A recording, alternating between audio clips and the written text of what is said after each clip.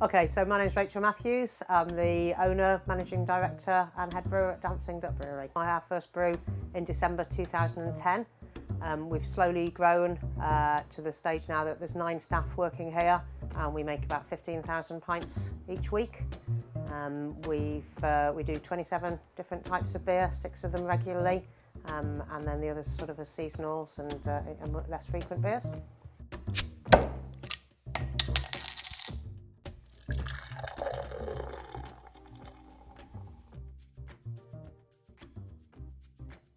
Hi, I'm Dan. I haven't been here that long, I've been here about 3 months now, but I've worked in breweries before. And basically we're brewing A Up today, which is our best seller. A Up, it's a 3.9 pale session ale, just really easy drinking, and we probably make 3 times as much of that as we do anything else, make about 5,000 pints a week of A Up. Using the bittering hops, Pilgrim, which is a very traditional English hop for bittering.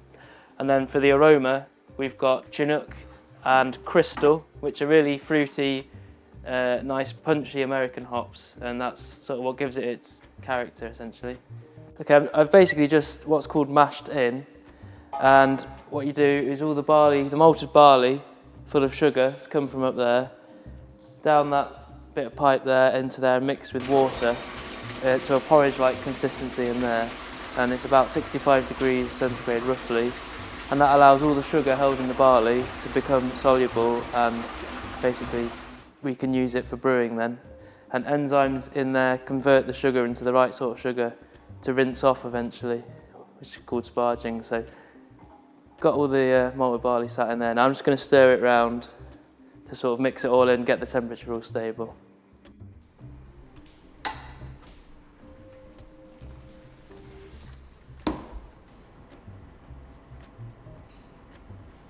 Yep, perfect. Now that sits in there for an hour basically, and I've got time to weigh the hops out and check the gravities of the other beers and do all the bits and pieces I need. At the moment I'm weighing out the hops and it's A Up, the beer we're brewing today. It's our best seller, it's a pale one, 3.9%, and it's really fruity American hops, really nice. I'm weighing out Crystal at the moment, and the first lot of hops that go in, as you'll see in a minute, add the bitterness. Second lot of hops go in after about an hour in the boil, and they add the flavour. And the last lot of hops add the aroma, and you'll see eventually when we put them in.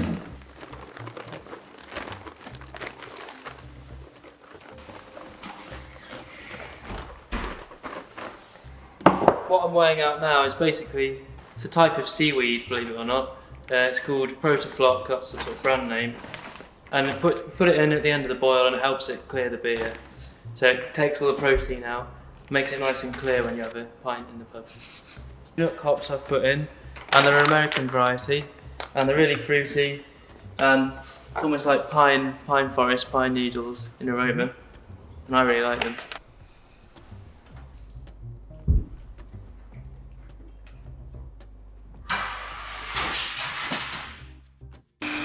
You can now see it's a sugary liquid, and you can smell, it smells very sweet.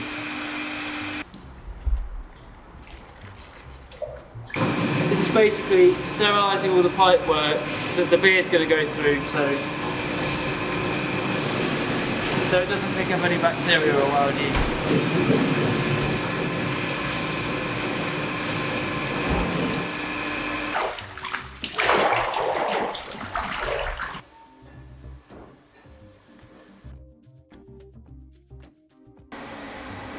Yeah, this is our yeast strain.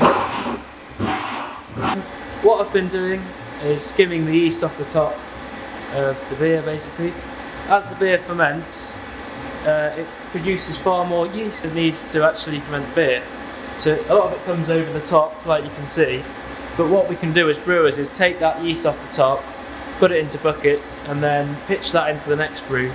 So we keep our own distinctive yeast strain going. It's really nice and healthy, and contributes a lot of the flavour to the beer basically.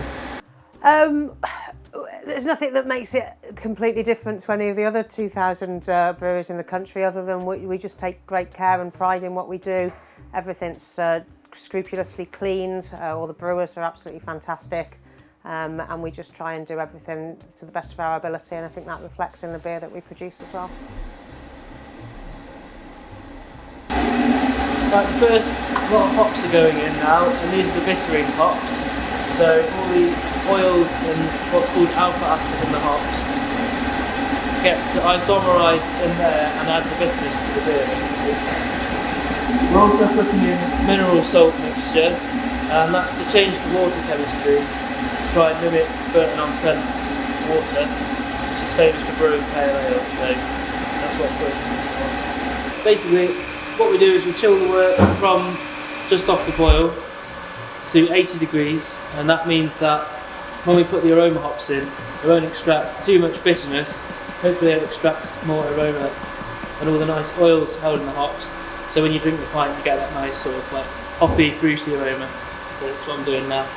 So basically, these are saccharometers, and what they do is they measure the density of any liquid. So the more sugar's in here, the more dense it's going to be, and because the yeast turns the sugar to alcohol, as it ferments, this becomes less and less dense. So what you do is you work out how much sugar's in it before, how much is in it at the end, and then from that you can work out how much alcohol is in it, sort of roughly, by calculation. So I'm checking the gravity, as we call it, as it goes across from the copper into the FV, so then we know how much roughly how much water I've got to put it in to sort of water it down. Because what you want is, it's called the original gravity, or OG, and you want that to be the same every time. So the ABV, or the alcohol in the final drink's the same every time. Like I said, it's come to the end of the boil. We've chilled it to just under 80 degrees. We've put the aroma hops in, and I've mixed them in. And now I'm sending that vessel there into one of the fermenters. So we've got the sugary wort ready for the yeast to start fermenting. We want it at 20 degrees, or 20.5 roughly. So I'm sending it through this heat exchanger here. Cold water goes one way, hot wort goes the other way, and the heat sort of crosses over essentially. And the water becomes hot. That goes back into our hot liquor tank for tomorrow's brewing, so we don't waste too much energy, which is great. And then the cold wort, now it's about 20.5, 21 degrees, goes into the FV, and then I'm going to pitch the yeast in, and that should start fermenting basically. So as I was saying before, once it's sent over into the fermenter, we add the yeast, and where it ferments for about 3 days until it gets to the required gravity that we want, which is what I was doing earlier. Then we chill it to 15 degrees, and that lets the flavour mature a little bit, and some of the yeast drop out, and some of the off flavours that we don't want in there, they disappear as well. And then we chill it to 8 degrees 24 hours later, and again that lets more yeast drop out, and also the flavours round off even further. And then after about 5 or 6 days, when it's been in there in total, we send it into these conditioning tanks where it's kept at roughly 11 degrees, and then filled into casks and then sent to the pubs. So in theory, from raw ingredients to having a pint in a cask in the pub, it can be a couple of weeks and no longer than that really. Some pubs we supply every week, some pubs will be in maybe once or twice a year. Altogether I think we've got 250 customers that we're supplying now. I only deliver. First of all, I come in, I print off my list of deliveries, and then I print off the labels. I'll then go into the cool room, pick all the beers that I need, put them onto the loader, load them onto the van, and then get all the invoices, and then off I go. Mainly it's kind of Derbyshire and Nottinghamshire, but we kind of get, most of our customers are there. We do get all over the country, but say the East Midlands is our core base. Here's great because it's a smaller team to where I've worked before, and everyone sort of works in the same direction to make this great beer, so it's a nice environment to work in. My name's Ben, I'm a brewer. I've been here since July last year. Came to work here because it's just a great family vibe and we all help each other out. Okay, my name's Emma. My position is quite varied, but predominantly it's sales, also bits of marketing, and just general kind of, I don't know, looking after the shop as well. So yeah, bits of all sorts. Yeah, it's very family vibe. We, like I said, because we help each other out, and it's come from Rachel's very hands-on with the brewery as well. So she doesn't just sit up in the office. She's coming out racking, and she'll help out if we need. So it just makes us all feel like we need to dig in and get on with everything. And because we're a small team, we're just we've got to get everything done. So. I like how it's a small team. It's quite a family in here. Everybody's super close. And yeah, I think that. I don't know. Yeah. It's a really nice. Say there's 9 of us. A few of us haven't been here for too long, but everyone gets on really well. We've got 4 brewers, 2 dray team, and then 3 of us up in the office, plus our brewery dog Lizzie. And yeah, I think we're all one happy big family.